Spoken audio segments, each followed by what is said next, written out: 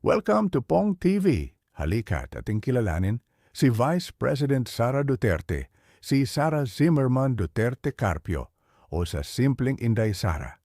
Ipinanganak noong Mayo 31, 1978 sa lungsod ng Davao. Ay isang politiko, abogado at naging bahagi bilang alkalde ng Davao City taong 2016 hanggang 2022 at mga nakaraan 2010 hanggang 2015, 2013 at noong 2007 hanggang 2010 ay ang kasalukuyang ika-15 pangalawang Pangulo ng Pilipinas. Siya ang anak ng ika-16 na Pangulo ng Pilipinas na si Rodrigo Duterte at kanyang kapatid na si Paulo Duterte na kasakuluyang alkalde ng Davao.